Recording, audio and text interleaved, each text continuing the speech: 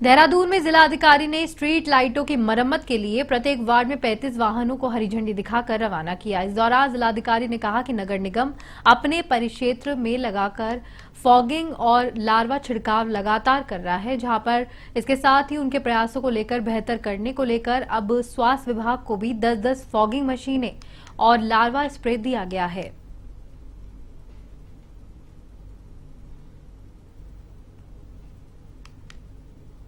लेकिन उनको एफर्ट्स को सप्लीमेंट करने के लिए हमारी जो हेल्थ टीम्स है, जिसको हम IDSP बोलते हैं, सर्वेलेंस टीम्स, हमारी अर्बन आशास भी उन्हीं के तहत काम करती हैं। तो उनके एफर्ट्स को सप्लीमेंट करने के लिए हमारे स्वास्थ्य विभाग के पास अभी तक मशीन्स नहीं थी। तो ये निर्णय लिया गया था, जब हमने डेंगू मलेरिया का रिव्यू किया था, कि नगर निगम के सौजन्य से हम मेडिकल डिपार्टमेंट को, हेल्थ डिपार्टमेंट को अपने कुछ मशीन्स प्रोवाइड करेंगे, ताकि वो भी इस क्षेत्र में आगे बढ़े, इस क्षेत्र में अपने एसेट और इंफ्रास्ट्रक्चर को बढ़ावा दें, क्रिएट करें, अपनी मैन पावर क्रिएट करें। जब वो फील्ड में जाते हैं तो उनके पास कुछ ग्राउंड इक्विपमेंट रहना चाहिए, जहाँ पे उनको लार्वा दिखे, जहाँ पे उनको लगे कि यहाँ पे प्रबल संभावना है डिजीज उत्पन्न होने की, तो वहाँ पे वो तुरंत। देहरादून में बीते दिनों मुख्य चिकित्सा अधिकारी ने रायपुर स्थित सामुदायिक स्वास्थ्य केंद्र का औचक निरीक्षण किया, जहां इस दौरान मिली शिकायतों के आधार पर उन्होंने चिकित्सकों को निर्देशित किया।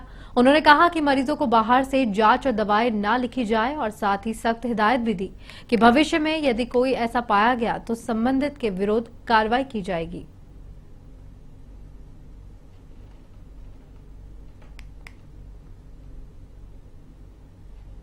वहाँ पे ये शिकायतें आ रही थी कि कुछ डॉक्टर बाहर की पैथोलॉजिकल जांचें और दवाइयाँ लिख रहे थे, तो मेरे द्वारा स्पष्ट उनको निर्देश दिए गए हैं, यदि भविष्य में कोई भी ऐसी शिकायत पाई जाती है तो उनके खिलाफ अनुशासनात्मक कार्रवाई की जाए। उत्तराखंड के रामनगर में स्थानीय प्रशासन और नगर पालिका ने संयुक्त रूप से अतिक्रमण हटाओ अभियान चलाते हुए कई अतिक्रमणकारियों का सामान जब्त करने के साथ ही चालान कर हजारों रुपए का जुर्माना भी वसूला। SDM राहुल शाह के नेतृत्व में रानीखेत रोड कई स्थानों पर अतिक्रमण हटाओ अभियान चलाया गया है, जहां पे वहीं प्रशासन के अभियान की भनक लगते ही कई अतिक्रमणकारी अपना अपना सामान लेकर भागते हुए भी दिखाई दिए।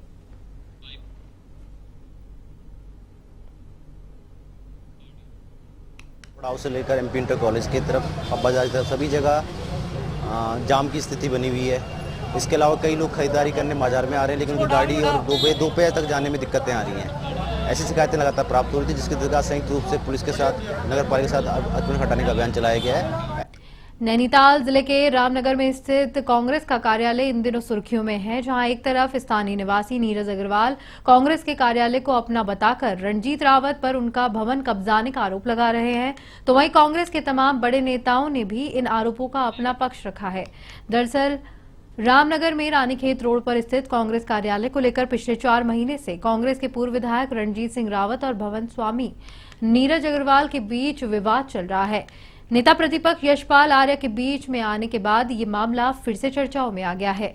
यशपाल आर्य सहित कई कांग्रेस विधायकों ने सरकार और प्रशासन पर गंभीर आरोप लगाए, तो वहीं भवन स्वामी ने पूर्व विधायक रावत पर धमकाने सहित कई गंभीर आरोप लगाते हुए प्रदेश के मुख्यमंत्री पुष्कर सिंह धामी से कार्रवाई की मांग कर न्याय की गुहार लगाई है।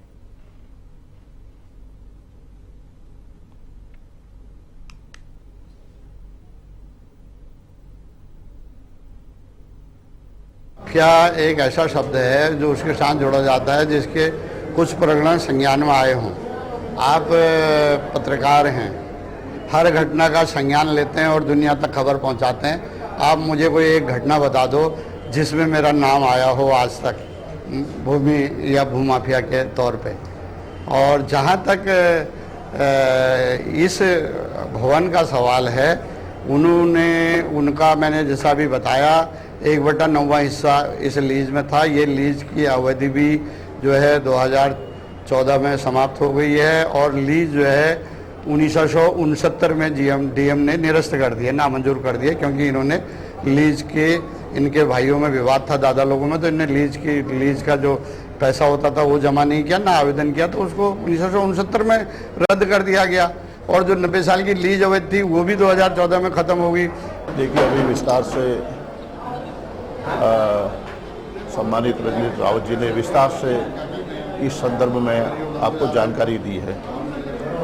और जो लैंड रेंट कंट्रोल एक्ट है उसके आधार पर उसकी अनदेखी की जा रही है। लैंड रेंट कंट्रोल एक्ट की अनदेखी की जा रही है और ये इसकी इस भूमि की लीज समाप्त हो चुकी है। इस बात को हम स्वीकार कर रहे हैं, लेकिन जिस तरह से आनंद फानंद में कार्यालय के बंद होने के उपरांत कुछ अवांछनीय तत्व प्रशासन के सहबर जबरन घुसपैठ करते हैं। पिछले 7 साल से मैं ये कोशिश कर रहा हूँ कि भाई इसको वो खाली कर दें, वो उसे खाली नहीं कर रहे। और वहाँ पे वो कांग्रेस कार्यालय, कथित कांग्रेस कार्यालय, वो कहते हैं कि यहाँ कांग्रेस कार्यालय बना हुआ है। मैंने कभी कोई उन्हें ना तो कोई लेटर लिख के दिया, ना मैंने किसी तरह की कोई कागज़ उन्हें लिख के दिया, ना मेरा कोई उनसे ऐसा था कि मैं उनसे कोई किराया ले सकता था। मेरा अधिकार क्षेत्र से भी बाहर था, मैं लेता भी नहीं था कभी उनसे, ना उन्होंने कभी दिया ना मैंने कभी लिया। आज वो उस चीज़ पर कब्जा करना चाह रहे हैं और मेरे लोगों को बाहर निकालने की कोशिश कर रहे हैं। तो क्या मुझे वो कमजोर समझ के ये सारी चीजें दबाना चाह रहे हैं? चमोली जिला युवा कल्याण विभाग की ओर से विकासखंड दशौली सभागार में युवा महोत्सव के कार्यक्रम का आयोजन किया गया। इस दौरान महिला मंगल दलों के सांस्कृतिक कार्यक्रम का शुभारंभ दशौली प्रमुख विनीता देवी ने किया। ब्लॉक प्रमुख विनीता देवी ने कहा कि आज महिलाएं हर क्षेत्र में समाज के अंदर अग्रणी पंक्ति में खड़ी है।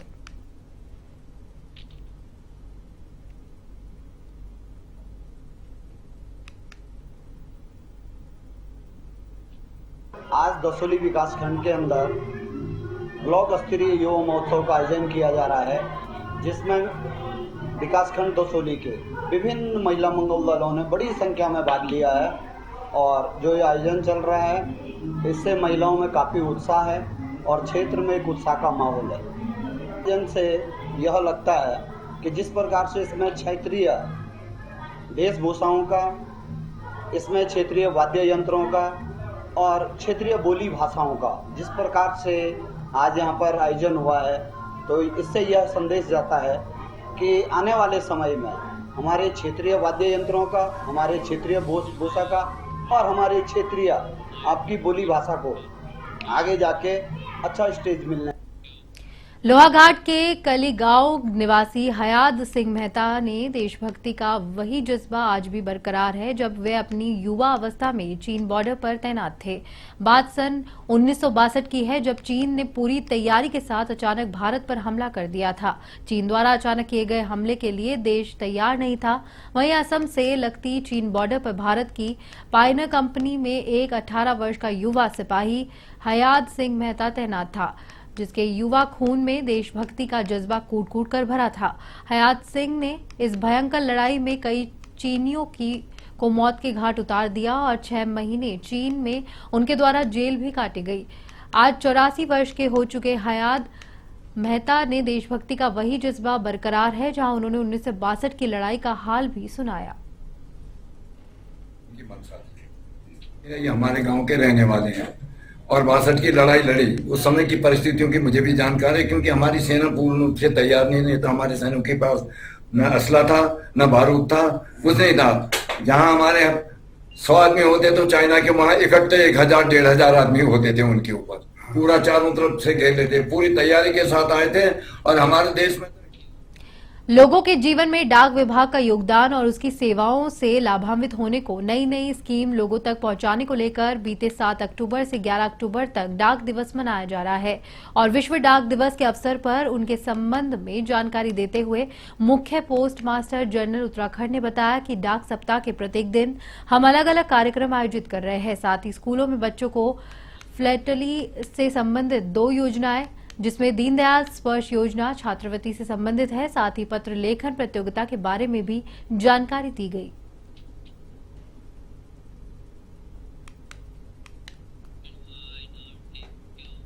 लोहाघाट हल्द्वानी मुख्य सड़क पर लोहाघाट से कोली डेक के बीच में सड़क में बने बड़े बड़े गड्ढे अब दुर्घटना के साथ साथ जानलेवा भी साबित हो रहे हैं। आए दिन इन गड्ढों में दोपहिया वाहन चालकों के साथ दुर्घटना होना आम बात हो गई है, जिसमें कई लोग घायल हो चुके हैं और बड़े वाहनों में टूट हो रही है, जिससे क्षेत्र के सतीश चंद्र पुनेठा, गिरीश फड़ल्याल और अन्य लोगों ने कहा कि कई बार लोहाघाट के पीडब्ल्यूडी अधिकारियों से सड़क के मुद्दे को लेकर मांग की गई है, पर अधिकारियों ने अभी तक कोई संज्ञान नहीं लिया है। अगर क्षेत्र में कोई दुर्घटना होती है तो इसकी पूरी जिम्मेदारी पीडब्ल्यूडी लोहाघाट की होगी।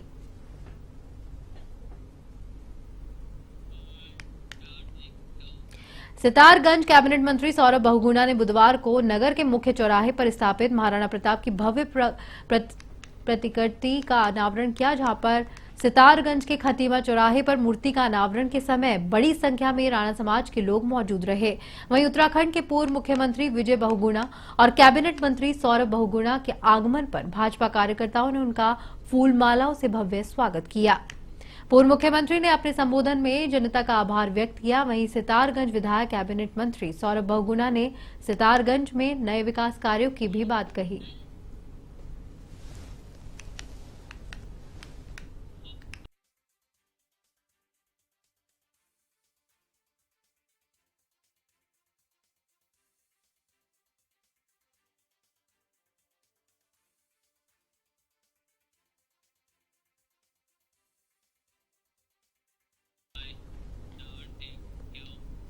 सौंग बांध परियोजना के अंतर्गत विस्थापित हो रहे परिवारों के मामले में मुख्य सचिव की अध्यक्षता में बैठक हो चुकी है। सचिव सिंचाई आर राजेश कुमार ने बताया कि विस्थापितों के लिए दूसरे विभाग से जमीन के लिए दरख्वास्त भी लगाई गई है। जिन परिवारों को शिफ्ट किया गया है वहां पे उनकी उम्मीदों के अनुसार महत्व दिया जा रहा है, जहां उन्होंने बताया कि RNR पॉलिसी के अनुरूप जो सबसे अच्छा होगा वह विस्थापित परिवारों के लिए किया जाएगा। वहीं जिन 30 से 35 परिवारों को शिफ्ट किया जाना है उनको साइट पर विजिट भी करवाया गया, जबकि अन्य कार्रवाई शासन स्तर पर अभी गतिमान है।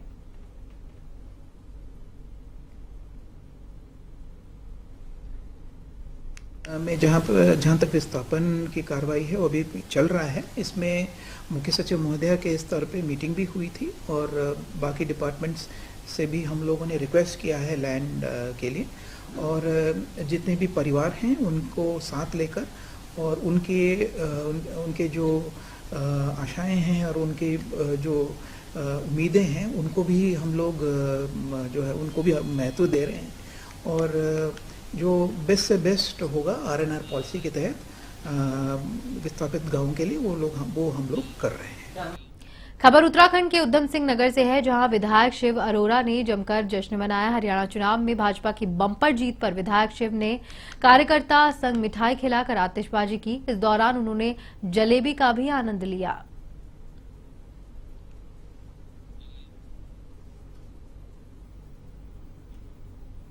मैं बहुत बधाई देता हूं कि हरियाणा में एक रिकॉर्ड हुआ जो हरियाणा में आज तक कभी तीसरी बार किसी पार्टी का सरकार नहीं बना, लेकिन इस बार भारतीय जनता पार्टी का लगातार तीसरी बार सरकार बना है। और हरियाणा की जनता ने मोदी जी के ऊपर विश्वास किया, भारतीय जनता पार्टी के ऊपर विश्वास किया और भारतीय जनता पार्टी की सरकार बनाई, इसलिए वो बधाई के पात्र है। मैं एक बात और कहना चाहता हूँ कि राहुल गांधी चाहता हूँ जलेबी बांटने के लिए, तो राहुल गांधी के नसीब में है नहीं कि जलेबी बांटे।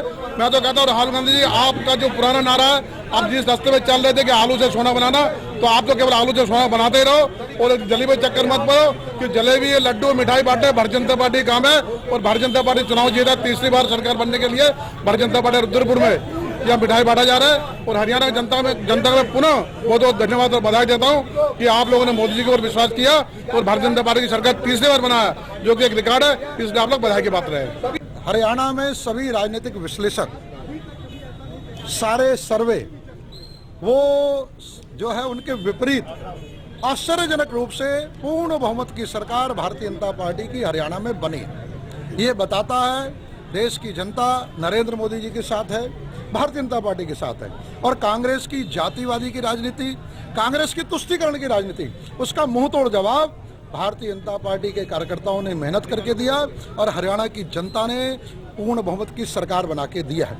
पूरे देश में उत्साह है और साथ ही साथ आज आप देख रहे हैं हर जगह जलेबी का वितरण हो रहा है। ये जलेबी प्रतीक बन गई है उस पप्पू का, जिसे देश के प्रधानमंत्री ने मंदबुद्धि बालक कहा है, कि जो जलेबी की फैक्ट्री लगाने के लिए तैयार है, जो कहता है इधर से आलू डालो उधर से सोना खटाखट निकलेगा। उसे देश की इस यहाँ की जनता का दर्द, किसानों का दर्द, किसानों की बातें में, संस्कृति के बारे में कुछ भी पता नहीं। और इसी के साथ बुलेटिन में फिलहाल के लिए इतना ही। मुझे दीजिए इजाजत। नमस्कार।